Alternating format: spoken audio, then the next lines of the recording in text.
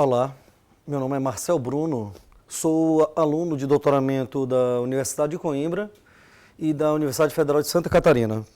Gostaria de agradecer ao NED pela possibilidade de apresentar uma videoaula sobre um trabalho de desenvolvimento de tese.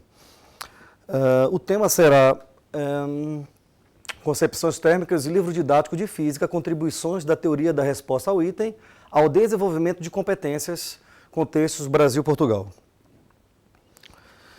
A intenção será mostrar motivações da pesquisa e o viés epistemológico na qual está sendo desenvolvido, onde traz algumas reivindicações do ponto de vista de sujeitos e da metodologia.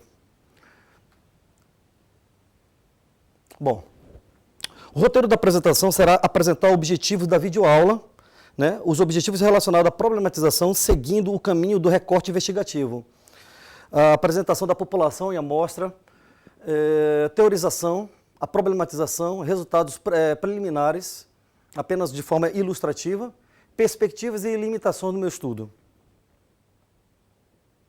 Bom, os objetivos da apresentação, eu acredito que seja pertinente apresentar três. No caso, problematizar sobre os designs investigativos necessários na educação em ciências, ressaltando o desenvolvimento de competências científicas nos livros didáticos, como recorte na complexidade a ser investigada. Teorizar sobre o viés epistemológico no processo investigativo, descrevendo e justificando brevemente os desdobramentos. E ilustrar resultados preliminares da análise, perspectivas e limitações do estudo.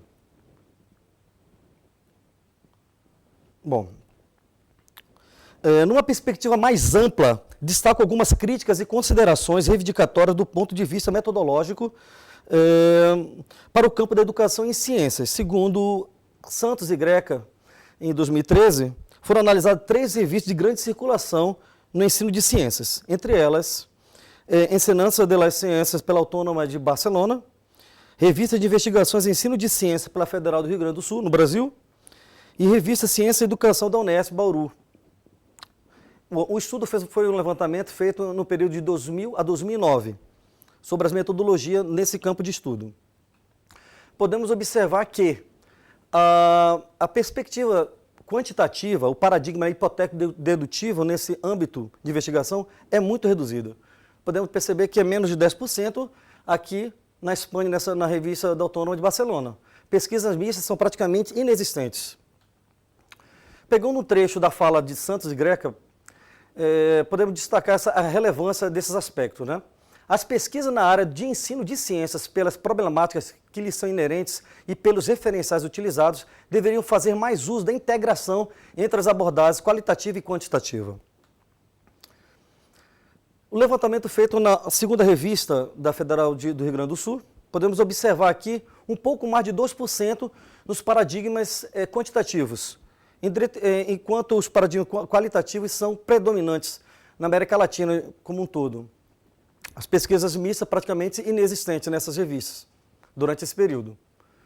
Pegando outro trecho da fala, sobre essa perspectiva de pesquisa mista, temos aqui, essa integração implica delineamentos de pesquisa que considerem os pontos fortes e fracos que cada método apresenta diferentemente, ampliando e complementando, assim, os conhecimentos sobre um determinado objeto de estudo. Bom, e temos aqui também a revista Ciência e Educação. No levantamento feito, temos aqui também um pouco mais de 2%, um pouco inferior à revista aqui da Espanha, sobre essa perspectiva quantitativa. As pesquisas mistas também são inexistentes. Pegando a fala de Green, um modo misto de pensamento nos permitiria uma melhor compreensão do fenômeno educacional, compreendendo o particular e o geral, a complexidade e o contextual e os padrões regulares, o todo e as partes constituintes, a mudança e a estabilidade. Unindo essas perspectivas metodológicas aos paradigmas do pensamento complexo de Edgar Morin, foi estabelecido um design misto para essa pesquisa que está em desenvolvimento, respeitando as limitações existentes para desenvolver a pesquisa individualmente.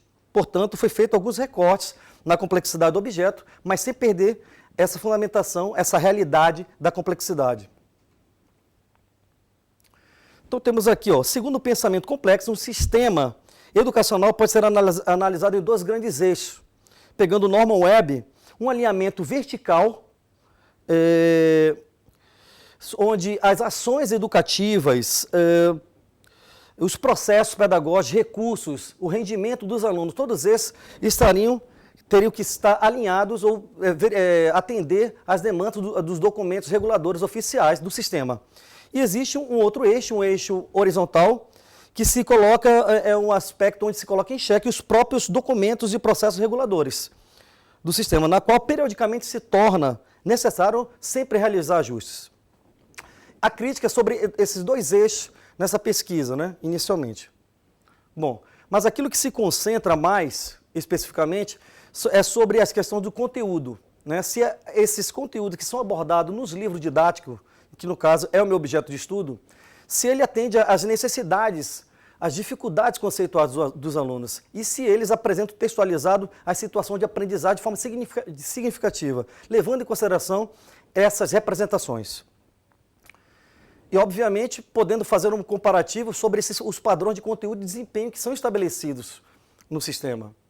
Se, de fato, esses conteúdos mínimos necessários são aqueles, de fato, prioritários diante das dificuldades dos alunos, do ponto de vista conceitual. Bom, aqui temos uma sequência, mais ou menos, de como foi a concepção do livro didático e todo esse processo. Aqui temos os documentos reguladores sendo elaborados, a concepção desses livros didáticos ou manuais escolares, como é muito conhecido, muito mais denominado aqui na Europa, aqui pelos editores, os autores dos livros, né? A busca por esse alinhamento, o livro didático como um produto, o processo de certificação por entidades avaliadoras, né? Na qual geralmente estão ligados a essa entidade do sistema, do Ministério da Educação e tudo mais. Para, após sim, ser levado para difusão, distribuição, seleção do livro didático nas escolas, onde o professor ele participa geralmente desse processo. Bom, do ponto de vista desse alinhamento vertical, eu faço um questionamento, né? O que dizem os utilizadores sobre livros didáticos? Será que é levado em consideração, é relevante a opinião desses utilizadores? Tem valor nesse processo? Bom, e do ponto de vista conceitual, se essas competências científicas a serem desenvolvidas pelos livros didáticos consideram relevante essas concepções, essas representações dos alunos nas situações de aprendizagem, na sequenciação. Bom, aqui temos uma certa disputa, podemos dizer assim, entre aquilo que prevalece, o saber profissional e o saber acadêmico. Há muita discussão sobre isso, né? Eu faço uma pergunta, quem sabe mais, ou qual é o saber mais legítimo diante das realidades e necessidades da prática educativa? O meu posicionamento é que não haja um saber prioritário, mas sim uma negociação desse saber, onde nesse processo de concepção, avaliação dos livros didáticos, deva ser dado uma voz representativa a esses professores, a esses utilizadores, na qual acredito que não tem sido feito, não há uma certa lacuna nesse processo. Na realidade, que eu posso dizer, do Brasil e em Portugal. É consultado alguns professores, mas eu acredito que não representa ainda de forma mais consistente a opinião do conjunto de professores dessa classe. Bom, no processo de escolha do livro didático, geralmente os livros didáticos, os manuais escolares, chegam na escola já avaliados e tudo mais, para o professor apenas escolher o livro didático. Ou seja, é feita uma observação, uma escolha muito pontual. Ele tem pouco tempo para tentar verificar, observar essas lacunas, a potencialidade desse recurso. Eu acredito que, na ausência de um tratamento, no sentido da utilização dele, se perde muita informação. E há uma lacuna com relação a esse design.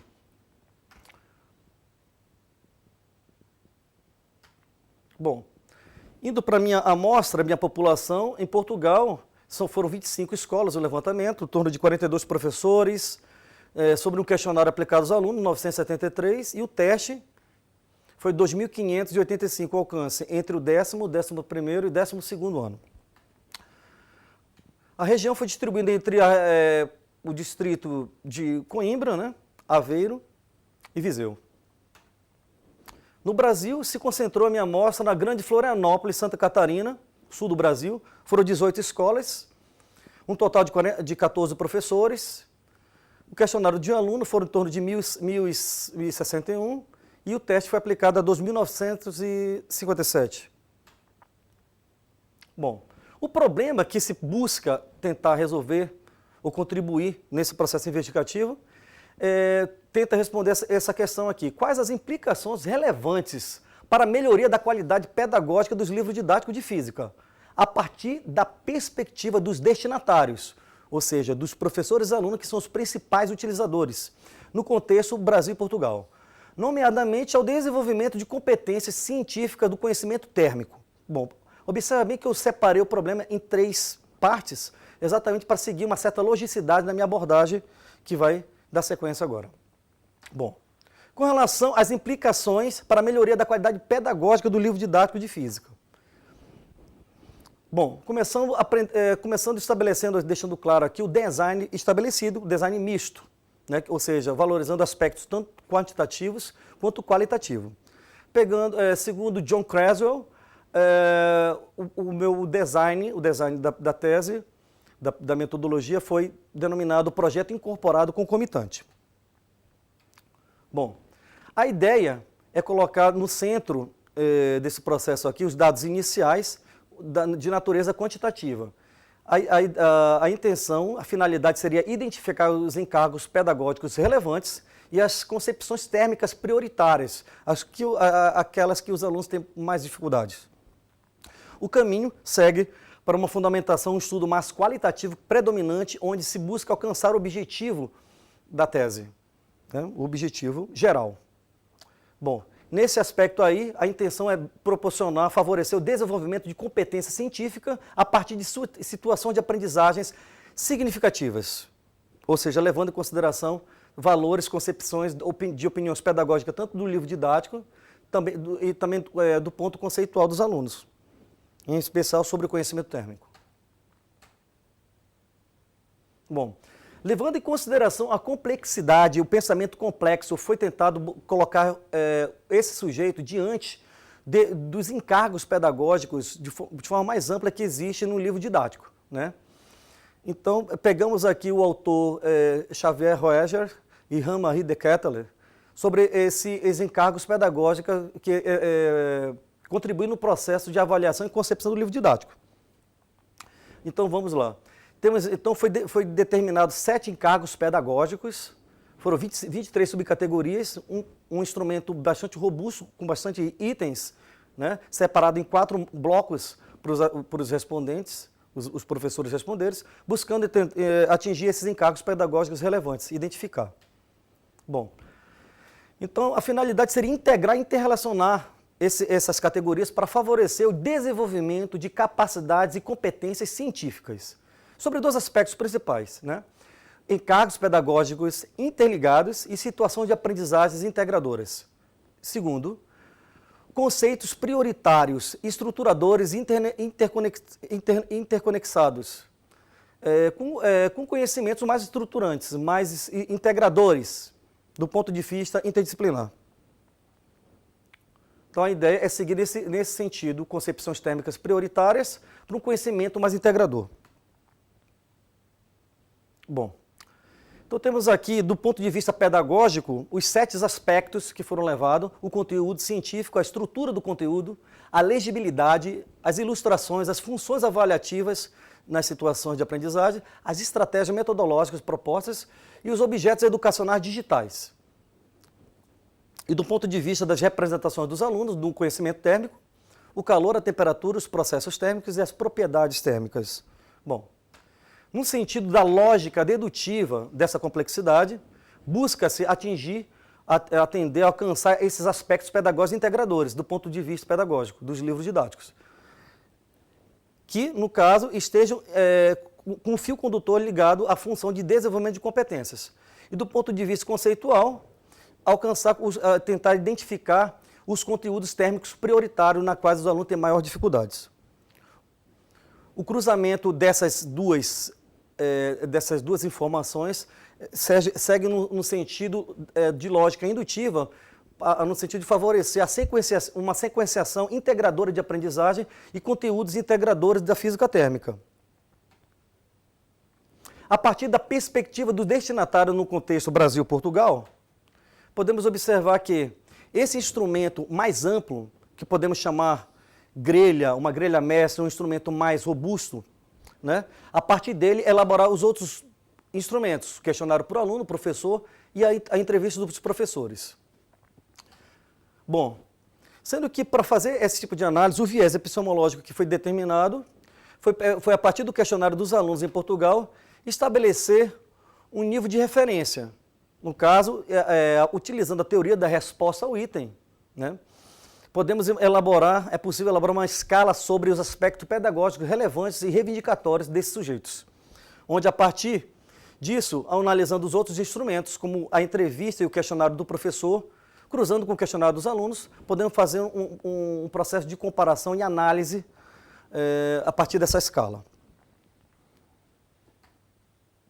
Agora, a partir disso, quais serão essas dificuldades conceituais? Bom, a dificuldade conceitual sobre o conhecimento técnico foi utilizada num outro instrumento para fazer a levantação das misconceptions, no caso, o instrumento de Eo e Zednik, australianos, né, que eles denominam esse instrumento como uma introdução à avaliação de conceitos térmicos. Foi feito um levantamento, escolhido entre 8 instrumentos, esse considerado mais adequado, mais rico e robusto. Bom, já foi feito esse levantamento no Brasil e Portugal, na qual vai seguir a mesma logicidade, buscando como referência uma escala sobre essas dificuldades conceituais das concepções térmicas dos alunos de Portugal. Bom, apenas para ilustrar alguns dos resultados preliminares sobre os questionários dos professores, né, no qual foram 42, podemos citar, por exemplo, um deles aqui. Descrever situações de forma mais completa e precisa, ou, citando mais um aqui, apresentar objetivos de nível terminal, de nível subordinado. São alguns aspectos que relacionam essas questões pedagógicas mais pertinentes ao desenvolvimento de competência científica no livro didático. Temos aqui, foram 10, algumas apenas para ilustrar, objetos de aprendizagem exercendo função de organizador prévio, organizador avançado, enfim. Foi feita também uma análise bem mais, uma análise prévia sobre esses instrumentos, onde foi colocado algumas cores verde, a gente pode observar umas cores verdes e vermelhas. As cores verdes foram opiniões positivas sobre esses encargos dos professores e vermelhas, questões mais que foram reprovadas, na qual os professores não concordaram de forma relativa a atuação sobre esses encargos pedagógicos no livro didático. A gente pode observar que tanto em Portugal quanto no Brasil, essa região é muito próxima. Isso mostra uma certa consistência e opinião dos professores sobre esses determinados encargos pedagógicos, na qual será levado de grande relevância nesse estudo. Muito bem. De todos os itens, 29,5% sobre o conteúdo científico foi identificado essa dificuldade, e a metade foram os mais pertinentes sobre essa função de desenvolvimento de competências. Outros resultados não cabem aqui no tempo que nós temos. Bom, do ponto de vista da entrevista, o estímulo utilizado, né, durante a entrevista foi o grau de relevância que eles observaram sobre esses encargos pedagógicos, sobre 2 pontos de vista, viés epistemológico, né? Sobre uma visão mais atual, né? Pegando termos do autor Jean-Marie de Ketteler, né? Uma visão mais atual, buscando captar aquilo que o objeto aquilo que o objeto transmite, e uma visão mais ideal, na qual o professor busca idealizar aquilo que ele acha mais necessário, mais relevante para um livro didático. Foi captado essas 2 visões. Podemos observar que, numa perspectiva mais idealista, pode se generalizar, né? E numa perspectiva mais atual, uma visão mais atual, fica muito mais particularizado. Ou seja, esse tipo de informação serve para analisar cada livro didático individualmente. Bom, apenas para ilustrar aqui, Aqui temos alguns resultados sobre essa entrevista. Podemos destacar aqui, por exemplo, a relevância dada ao conteúdo científico, né? Foi dado 91% de relevância a esse aspecto, né? E sobre outros encargos, podemos citar também a estrutura do conteúdo, a legibilidade e os objetos educacionais digitais. Dentro do conteúdo científico, a categoria que foi dada mais relevância foi a relação do conteúdo com o saber científico. Bom, o processo de construção da escala discente, ela já foi feita, né? Temos aqui apenas para ilustrar como ela foi feita utilizando a teoria da resposta ao item. A princípio, essa escala foi denominada escala de qualidade de livro didático de física na percepção discente, né? Temos aqui essa escala, são proficiências, onde mostra em cada nível, em cada patamar desse, seria um patamar de proficiência de qualidade do livro didático na opinião dos alunos, né? A escala ela foi montada a partir do livro mais adotado em Portugal continental. Podemos observar aqui, ó, que como foi feita a construção da escala a partir desse livro, a média, o valor médio da nota dada a esse livro teria que ficar bem no próximo de zero, como foi obtido, 0,26. A nota máxima de qualidade para esse livro foi 3,35 e a menor foi menos 4,97. A utilização dessa escala vai servir para comparar não apenas os objetos, ou seja, livros didáticos diferentes sobre física, mas também a opinião de sujeitos, tanto o professor quanto o aluno. Pode ser, o cruzamento com o professor vai ser possível graças à possibilidade de ser os mesmos itens na qual foi construída essa escala. Bom, aqui temos uma interpretação pedagógica dessa escala do ponto de vista mais negativo do livro didático. Aqui podemos citar aqui a inconformidade com concepções científicas atuais, a questão de inadequação das relações de ciência com a tecnologia, sociedade e ambiente, entre outras. Esses aspectos falhos, considerados pelos alunos, de pior qualidade para um livro didático de física, entre outros. Temos aqui apenas para ilustrar uma curva de informação do instrumento, para mostrar a consistência da informação dessa escala. Podemos observar que, a partir da proficiência 2, começa a perder um pouco de informação de consistência na interpretação pedagógica dessa escala. Mas a grande parte, ela tem bastante informação e consistência. Olhando essa matriz aqui, é muito útil, né? Foi utilizado, no caso, o software Bilog e Multilog para analisar essas análises estatísticas aqui. Podemos observar, aqui é possível observar alguns itens com grandes falhas, com falta de consistência, falta de um índice de discriminação, na qual fatalmente são itens a serem excluídos. Quanto ao desenvolvimento de competência científica do conhecimento térmico, foi utilizado o mesmo princípio lógico, utilizando esse teste, como foi dito anteriormente, na qual esse teste é separado em 4 grandes categorias: concepção de calor, temperatura, transferência de calor, propriedades térmicas, né? A escolha também sobre esse instrumento, que ganha um pouco mais de relevância, é o fato de já ter sido aplicado em vários contextos. Na Coreia do Sul, no Brasil, etc. Aqui vai ser possível um diálogo e uma comparação entre os resultados. Bom, aqui só apenas para ilustrar um item muito mal, onde podemos observar uma grande dificuldade do item, onde o B, existem os parâmetros A, B e C, onde eles, de acordo com a teoria da resposta ao item, o A é discriminação, ou seja, diferencia alunos de boa proficiência e alunos de proficiência mais baixas. O parâmetro B, o grau de dificuldade encontrado nesse item por essa população, e o C seria o chute, o acerto aleatório. Então, esse item é um item onde a dificuldade é imensa e a discriminação é 0,3, abaixo de 0,7, ou seja, não dá muita informação consistente. O item é ser eliminado da análise. E esse é um ótimo item, que mostra bastante a curva característica do item, né? Ele é um item bastante consistente e provavelmente ele vai ser considerado um item âncora, um item que vai contribuir no processo de elaboração e construção da minha escala pedagógica. Da mesma forma, aqui é possível identificar alguns itens com falhas. E aqui a curva de informação do item, podemos observar aqui do ponto de vista dos alunos portugueses, em média esse teste foi um pouco acima de 0, né? foi um pouco acima da média, um pouco difícil, vamos dizer assim, para esses alunos portugueses. Também já foi feito esse levantamento para alunos brasileiros e essa curva foi um pouco mais deslocada para a direita, ou seja, os alunos brasileiros tiveram uma certa dificuldade um pouco mais elevada que os alunos portugueses. Bom, aqui, esse monte de números aqui é apenas para ilustrar mesmo o processo de elaboração da escala, né? Onde pega-se determinados aspectos, condições, critérios estatísticos, se escolhe, se identifica esses itens âncoras. Bom, então temos aqui identificado algumas dificuldades conceituais, já preliminar, né, nesse estudo. Podemos, apenas para citar aqui, 2. O aquecimento sempre resulta em aumento de temperatura. É uma concepção equivocada, que os alunos mostraram grande dificuldade de compreender.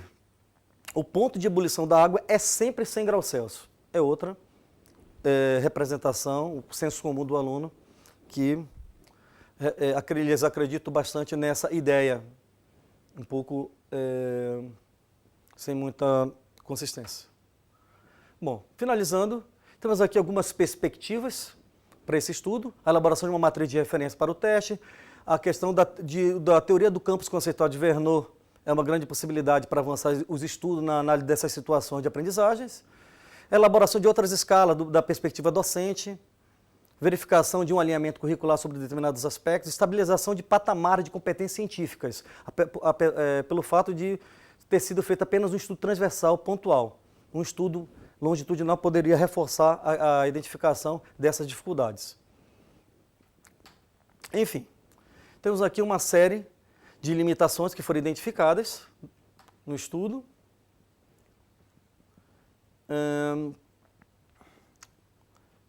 E, por fim, gostaria de agradecer. Essas aqui são as minhas referências na minha investigação. E muito obrigado por essa videoaula.